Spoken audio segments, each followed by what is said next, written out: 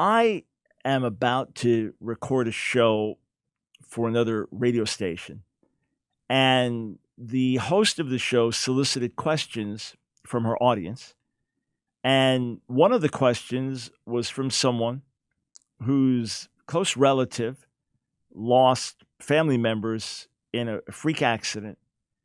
And realistically, just 1 second or 2 seconds, maybe, delayed in either way, and the people wouldn't have died. And it's one of those why questions. You say, well, God doesn't stop everything we do. People make choices. Someone goes out, gets drunk. Now they jump a stop sign. They ram into a car. You want God to stop people from getting drunk. You want God to intervene all the time. Then nobody would ever suffer. There'd be no consequences of anything. You know, how far does it go? You're playing baseball and the pitcher slips and the ball's going to hit somebody in the head, so God misdirects that. I mean, how far does it go? I mean, people could ask this kind of question. Does that mean that your son, when he's outside playing, doesn't fall and skin his knee? And you say, well, look, death is different. I agree it's different. But someone could make these arguments and raise all kinds of philosophical questions about how much God is going to intervene. But does that really help that person in pain right then? Doesn't really answer them. I have a new article up, AskDrBrown.org or Stream.org, which says there are no easy answers to the problem of suffering. No easy answers to the problem of suffering. And I believe in giving answers as best as we can. I believe in defense of the faith apologetics. I debated Professor Bart Ehrman back in 2010 at Ohio State University on that subject. Does the Bible offer an adequate answer to the problem of suffering? And I believe it does. But the idea that my philosophical or theoretical answer is going to ease the pain of a sufferer is highly unlikely, unless that person is so philosophically and intellectually oriented or theologically oriented that that's what they need. But many need a hug more than that, and many need something far, far more than any human hug can do. They ultimately need an encounter with God.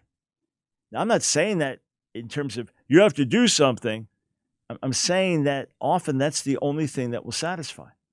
Because often in this world, there are no simple answers. And I know that pretty well, not because I've lived a rough life. Yeah, my mom and dad passed away. My dad suddenly in 1977 at the age of 63.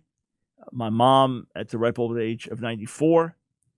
My wife Nancy lost her brother in the World Trade Center tragedy, 9/11. Her sister Robin also lost her husband to cancer.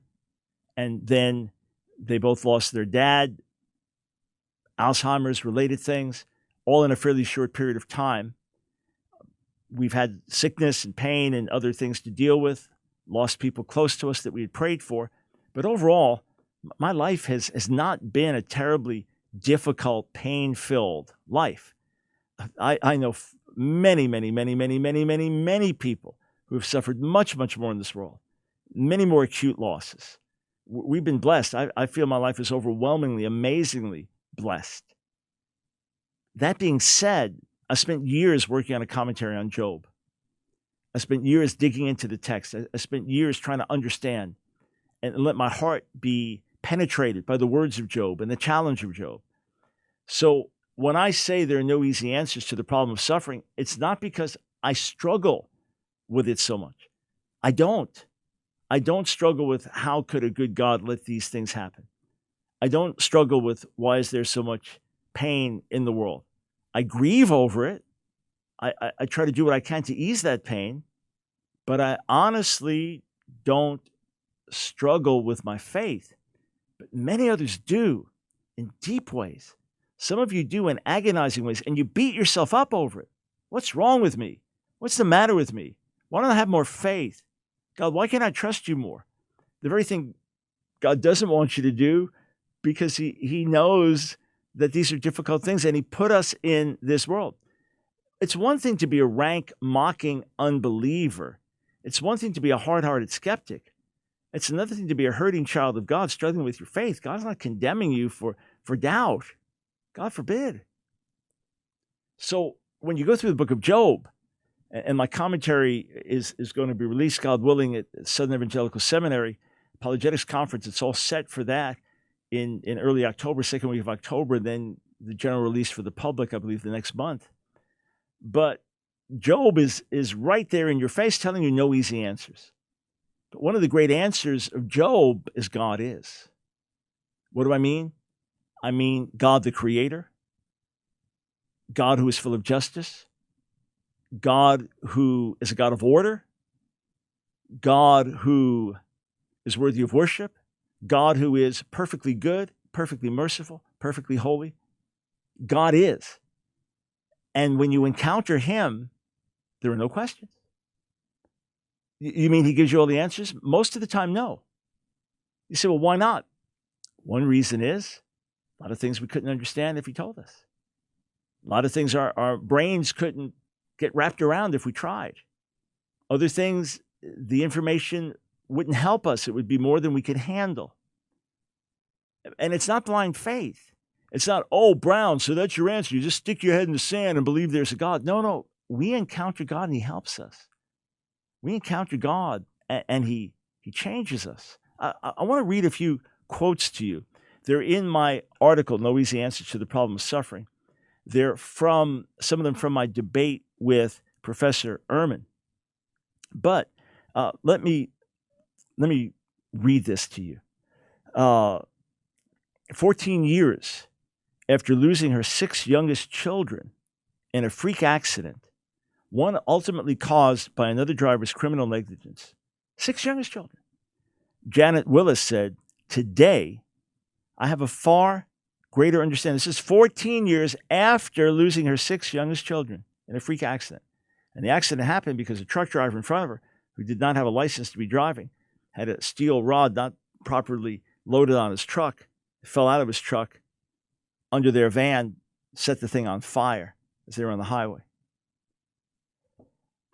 She said, "Today, I have a far greater understanding of the goodness of God than I did before the accident. I turned to God for strength because I had no strength. I learned about him. He made sense when nothing else made sense. If it weren't for the Lord, I would have lost my sanity." In my debate, I noted that God is a great redeemer, in which society, circumstances, or Satan mean for evil, God can cause to turn out for greater good. So Alexander Solzhenitsyn, speaking about his harsh imprisonment, he said, "I nourished my soul there. And I say without hesitation, bless you, prison, for having been in my life." Late NFL player Darryl Stingley was crippled by a vicious hit in a preseason game, but later from his wheelchair said, "I think as a result, I've got more out of life, particularly on an emotional level. And as a result, I feel like my life is much more fulfilled." Listen, friends, I'm not minimizing the pain you're in, the struggles you're in, the depression you're fighting. I can't relate to it. I'm not in your shoes. I'm not saying these words lightly. But although some people lose their faith because of suffering, probably many, many more turn to God in the midst of their suffering. And that's how they get through. And that's how they find hope. And that's how they find life. And instead of bitterness, darkness, anger, despair, suicide, destroyed marriages, broken families, instead they find life, fulfillment, grace, help, and the recognition that nothing is going to be completely set right in this world, but in the world to come, God will set everything right